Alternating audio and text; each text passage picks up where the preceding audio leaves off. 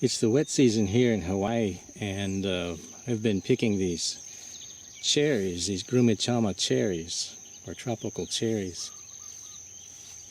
You can see I've got, this is my second bowl just from this tree. Over here I've got some soursop. These are some of the fruit that ripen during the wet season. You can see this tree is absolutely covered with cherries. This, I think, is one of the most underrated tropical fruits going. When it produces a lot of them, and they taste very much like the kind of cherries people in the northern hemisphere are used to eating. Cold climate, cherries from a colder climate. These are originally from Brazil, though, I believe. So this tree is covered with them, and there's a second tree right there I haven't even got to yet. This, you can see how much weeds and growth there are right now. This is actually coming off of a drought that we had here a few months ago, and it was pretty extreme for Hawaii. There were several months with very little rain, and most of the trees you see sailed right through it, including the soursop and the Grumichama cherries here. But there was one species of tree that did not fare too well, and I'm going to go look at that next.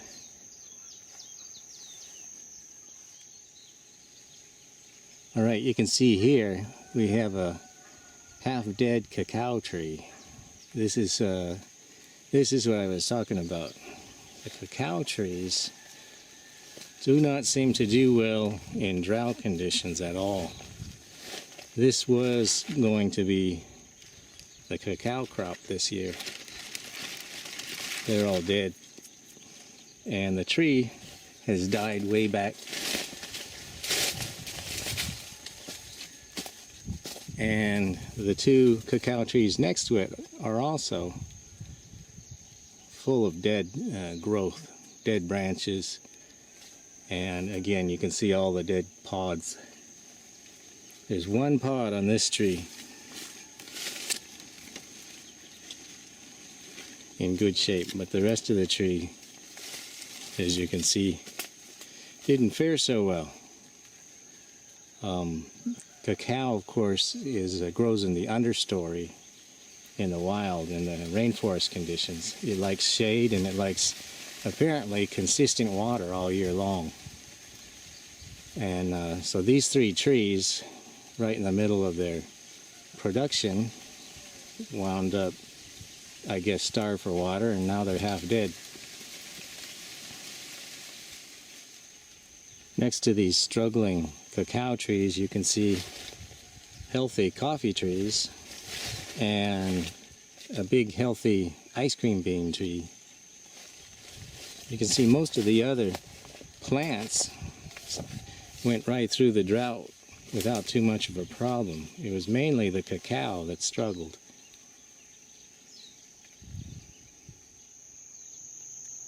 Now this is a slightly different variety of cacao. I think you can see over here it has yellow pods instead of red pods. And this one doesn't have any die-off on it. It seems to have gone through the drought a lot better. It's actually out in the sun right now too, instead of the shade.